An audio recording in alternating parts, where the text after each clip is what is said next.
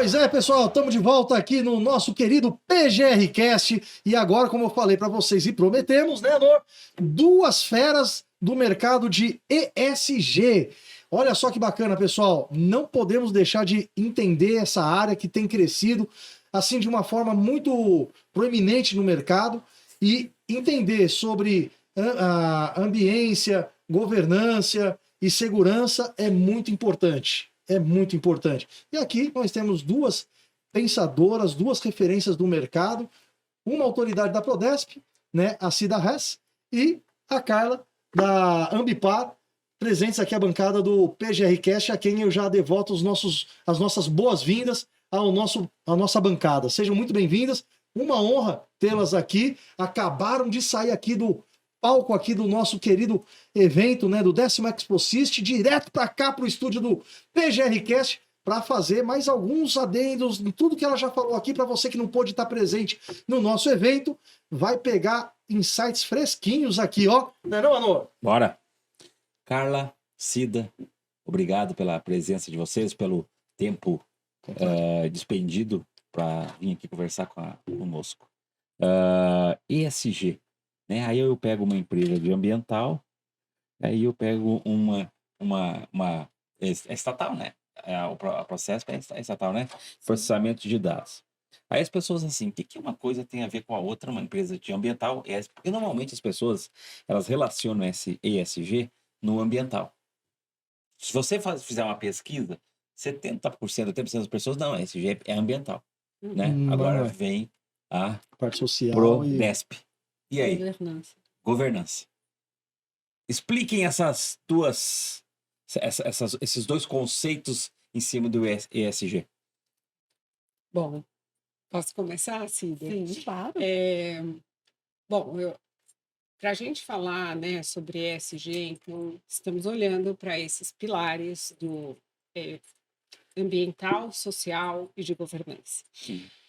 Cada vez mais, antigamente, tudo isso era muito separado, né? As questões financeiras, econômicas, quando estamos olhando no âmbito das organizações, elas eram tratadas tradicionalmente dentro dos balanços, com todo o rigor do mercado de capitais, e conforme nós fomos evoluindo, essas questões que eram subsidiárias, aquelas questões de pessoas que ficavam ali no cantinho, aquelas mais questões de secundarizada, né? diversidade, aquelas questões ambientais, elas eram uns departamentos pequenos, e isso veio ganhando uma relevância cada vez maior ao longo desses últimos anos, né? Então, no evento aqui eu pude falar um pouquinho, bem pouquinho sobre essa história, mas o que a gente observa é que realmente estamos caminhando para um encontro efetivo entre a agenda de governança e a agenda socioambiental. Então, quando olhamos para esse pilar de governança que estuda todos os riscos de uma companhia, quais são os controles internos que nós temos que ter para garantir, então, essa governança, os bons procedimentos, o cumprimento das políticas, a questão de compliance. Cada vez mais essas questões têm se encontrado com as questões socioambientais. Então, hoje, realmente, ESG está virando uma questão consolidada, olhando para todas essas questões. Então, não é só mais a questão de olhar a questão ambiental sobre a perspectiva do impacto de qual é o volume de emissões de gases de efeito estufa, mas também sobre a perspectiva de qual é o impacto financeiro que isso pode ter dentro da organização, seja por uma taxação, seja por uma nova regulação de mercado. Então, cada vez mais essas agendas chegam juntas de governança e sustentabilidade. Legal. Excelente. Bom, Carla, complementando, você deu uma aula, né, Carla? Eu não vou fazer uma repetição, mas eu vou fazer uma parte complementar que eu acho que é bem interessante, o que ela falou de questões subsidiárias. Porque o business, o capitalismo, era voltado exclusivamente para as questões de resultado. Sim. Cash is king, não se fala mais nisso, e com o ESG, o cash, ele ganhou cash is king, mas o reinado é o propósito. Então veio muito a responsabilidade, o impacto que tem sobre pessoas, sobre o ambiente e todas as práticas que estão sendo utilizadas pelas empresas. Então, eu acho, o que mudou é que nós temos um olhar regulatório, né? Então, trazemos para cá um assunto que é muito importante e fica o recado, se quem ainda não olhou, se debruçou sobre esses impactos, é o impacto do IFRS S1 e S2. Por quê? Porque no Brasil, como a Carla até frisou, eu esqueci de falar isso, hein, Carla? Na hora que eu falei sobre a CVM 193, que o Brasil é pioneiro em regulamentar aquilo que é uma transformação global. Como ela falou, nós temos regras claras, contábeis, financeiras e com disclosure para as demonstrações financeiras, auditadas inclusive, independente com a 11638, independente de serem negociadas na Bolsa de Valores, chegou aquelas que são de grande porte, Sim. estão sendo obrigadas a serem auditadas, agora as empresas vão ter que ser obrigadas a serem auditadas nas suas questões também de impactos climáticos, o disclosure, né, a transparência num relatório único de responsabilidade para realmente o seguinte, inclusive quando ela não faz. Então vai ter que deixar muito claro aquilo que ela faz e faz com maestria, que vai ser auditado, ou aquilo que ela não faz e por que não faz, né? Então, a gente teve uma evolução muito grande nisso, uma evolução de, primeiro, a responsabilidade, mas eu gostaria de aproveitar a sua fala, quando você iniciou, falar, é coisa do setor privado, do setor público, é coisa do setor privado e do setor público, e há muitos anos com algumas regulamentações e regulações que nós temos. A questão é dar força de lei. A questão é a obrigatoriedade. Então, nós estamos em contagem regressiva para 2027 para ter essas regras obrigatórias. Legal. Já tem um projeto de PL voltado a essa temática. Já foi aprovado, aprovado. pela CVM, que regula as empresas com ações negociadas na Bolsa de Valores ou empresas com operações estruturadas. Elas vão ter que dar visibilidade às suas operações e isso já está numa regulamentação da CVM, a CVM 193, mas vai além. Por quê? Porque a 193 ela vai atingir até o escopo 3. E se o escopo 3 é aquele da cadeia de valores, ela vai pegar o pequeno, o médio e o grande. Se a empresa que tem ações negociadas na Bolsa de Valores tem operações com empresas pequenas, ela vai ter que dar conta das emissões das empresas pequenas, dos impactos das empresas pequenas. Então, isso vai reverberar positivamente para o mercado brasileiro. E aí, agora eu passo a palavra para a Carla, porque ela tem uma mensagem a dar importante. Isso implica, inclusive, trabalho escravo, está dentro desse entra na parte social. Na realidade, quando nós falamos de FRS S1, a gente não combinou esse discurso. Nunca imaginei estar aqui, nós nos conhecemos há muitos anos e a gente se reencontrou aqui por coincidência nesse painel, mas quando nós falamos em FRS S1, estamos falando de todos os aspectos ESG, então aí sim entra todas essas questões sociais relacionadas a trabalho escravo, ao tratamento dado aos empregados, as questões relacionadas à comunidade, acidentes de trabalho, então todos os aspectos sociais. Olhamos também para todos os aspectos ambientais, então aqui emissões de gás de efeito estufa, água, resíduos e todos esses biodiversidade, que a gente não pode esquecer que é um tema, é o próximo tema, é a próxima onda que vem, né, desses assuntos. E também os aspectos de governança que eu comentei um pouquinho. E o IFRS S2 é específico sobre mudanças climáticas. Então, ele traz uma obrigatoriedade das empresas reportarem quais são os riscos a que elas estão expostas em decorrência das mudanças climáticas. Então, existem dois tipos de risco que nós estamos falando aqui. Existe o risco físico, que é aquele que é mais visível, que é mais fácil da gente entender olhando o que aconteceu no Rio Grande do Sul, as queimadas na Amazônia, o que aconteceu agora em Valência, né, na Espanha, o que aconteceu nos Estados Unidos com o furacão Milton. Então, assim, a gente não consegue nem esquecer de tudo. Então, existe uma metodologia científica, e eu acho que isso também é um ponto muito relevante de se trazer, de como são feitas essas projeções para saber se a sua casa, se o seu negócio, se a sua planta industrial que está não sei aonde, ou se o seu transporte, se ele vai ser afetado pelo afeto pela infraestrutura. Então, qual é o risco físico? Devido a várias ameaças. Então, estou falando de ameaça de inundação, de enchente, de seca, deslizamento, são várias ameaças que podem impactar o negócio. Mas, além dessas ameaças, né, que são os riscos físicos, existem também outras ameaças, que são as ameaças dos riscos de transição. E esses riscos de transição, eles podem ser regulatórios. Então, agora existe uma nova legislação na Europa chamada CBAM, que vai impor uma taxação para o aço. Então, o aço que não for mais verde vai pagar mais imposto para entrar na Europa.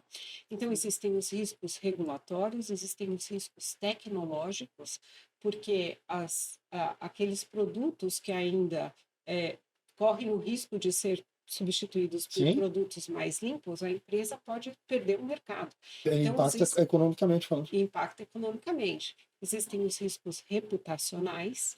É mais sensível.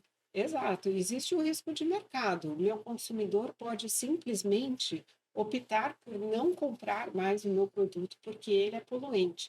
Né? Então, eu acredito muito nessas novas gerações que vêm com uma nova consciência e que já demonstram muitas preferências por produtos mais ambientalmente corretos. Então, quando a gente fala de FRS S2, a gente está falando que as empresas não só têm que reportar as suas emissões realmente, né, do que é Escopo 1, 2 e 3, como a Cida bem trouxe, não só as próprias emissões de gás de efeito estufa, mas o risco e o quanto isso vai impactar no meu negócio. Isso vai me impactar na receita, isso vai me impactar nos meus ativos, né? Então, eu tenho seguro para cobrir esse ativo? Quais são as medidas, né, de prevenção e de mitigação, enfim, que eu estou tomando para me prevenir contra esses riscos? Eu vou usar um exemplo. O Maia é gestor de risco de uma grande empresa. E eu forneço uma tecnologia para a supply chain deles, que é a matéria-prima, que é o boi vivo, né? Então, o que a minha tecnologia faz para eles? Faz com que eles certifiquem. Depois que eu entrei no projeto, que fui entender, mas o que os caras querem saber da onde pega o boi vivo, né? Então, na realidade, eles estão certificando que aquele gado veio, o gado gaúcho, né? Veio gaúcho agora. Daquele boi veio daquela propriedade que não é uma propriedade de desmatamento, que ela cumpre todas as normas de preservação. Então, assim, toda a rastreabilidade daquele animal até o abate. Então, assim, esse é até acho que é uma questão de importação, né? O mercado externo, de repente, cobra muito isso. Exige essa certificação. Então, eu achei isso muito interessante. E essa certificação está ligada ao cuidado com o gado. Sim, né? certeza. Porque se não é uma propriedade, ele realmente tem todos os cuidados também necessários, porque não tanto onde ele está como o cuidado. E eu queria aproveitar a sua fala no início sobre...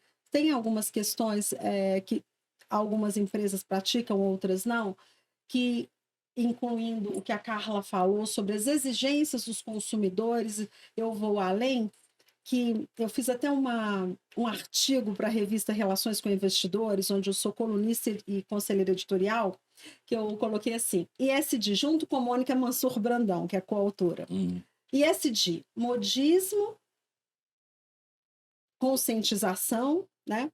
Ele sai ou sobrevivência. Na verdade, a gente colocou modismo, sobrevivência ou conscientização. Não é modismo mais, com certeza. Não é.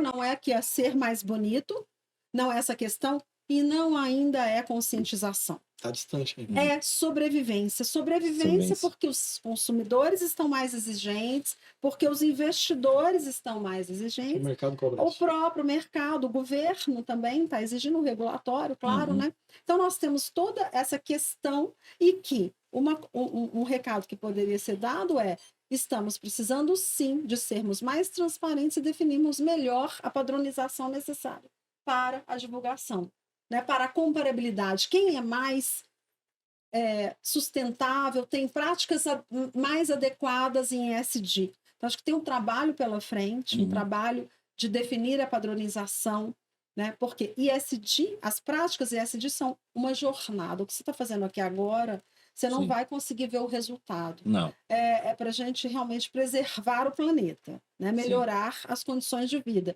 Tá, mas o que realmente vai ter essa implicação toda? Então, acho que é importante a gente contextualizar na seguinte questão, que ainda não estamos fazendo pelo amor, mas estamos fazendo muitas vezes pela dor e pela inteligência, que eu acho que é o mais importante, é tomar a decisão de ser sustentável em função da sustentabilidade dos próprios negócios, do planeta, das pessoas com as quais a gente convive.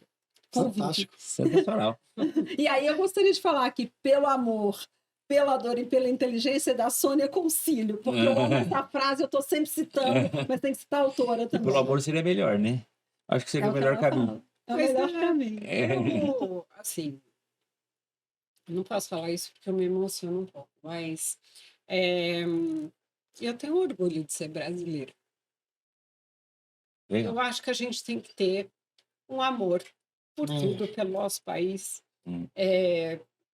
pela floresta que a gente tem, pela oportunidade que a gente tem de salvar Somos de um povo verdade. abençoadíssimo. Somos um povo abençoado. Com certeza. E nós temos, se nós realmente conseguirmos preservar a floresta, que faz uma grande captação, né, desse CO2 que existe na atmosfera, nós vamos dar uma grande contribuição para o mundo. Então, isso é uma coisa muito importante que a gente tem que resolver no Brasil. Então, a gente tem que realmente zerar o desmatamento.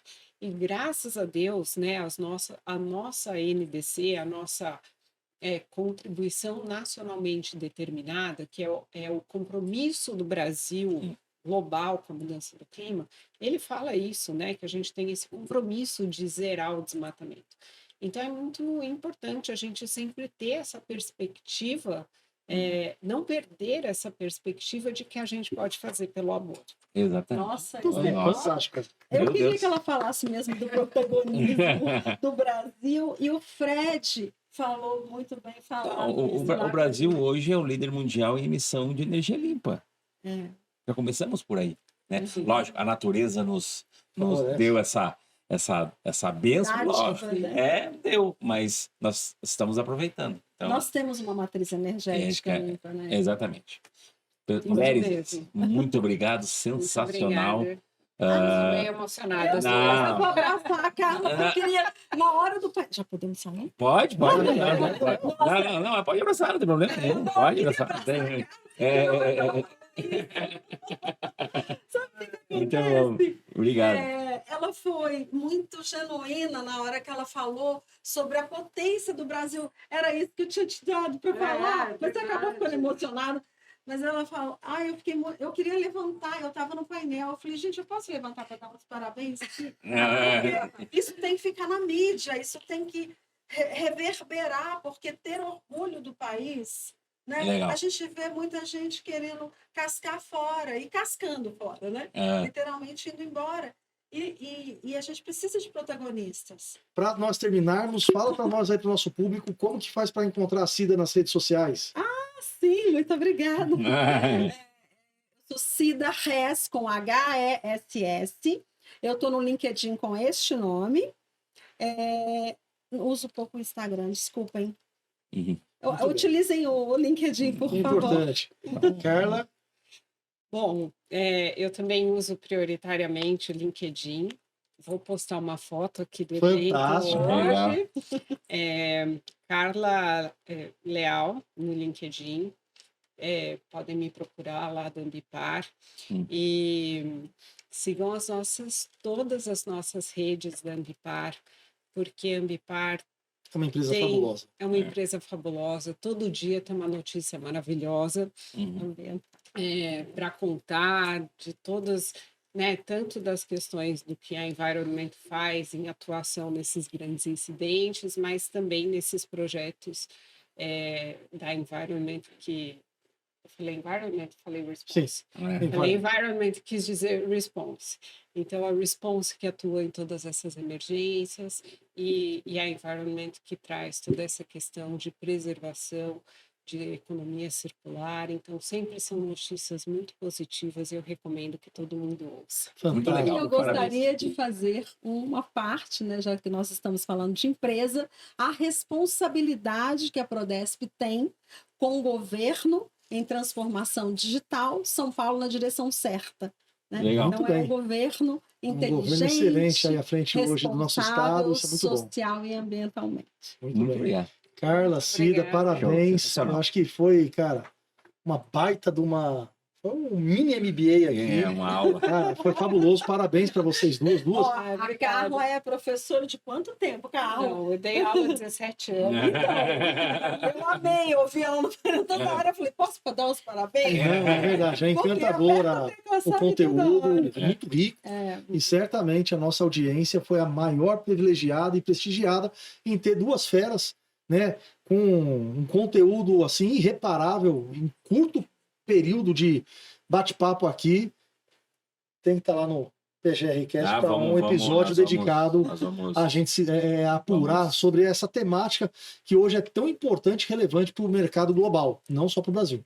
Não, Parabéns, viu, com gente? certeza. É São Paulo? Eu sou de São Paulo, moro aqui do lado, então é Pronto. muito fascinante.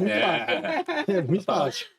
Muito obrigada Obrigado. pelo Eu convite, agradeço foi muito. muito gentil de vocês. Eu que Imagina. agradeço. Pessoal, não saia daí que daqui a pouco mais outras feras na bancada do PGRcast aqui no 10º Exposist. Um abraço, pessoal!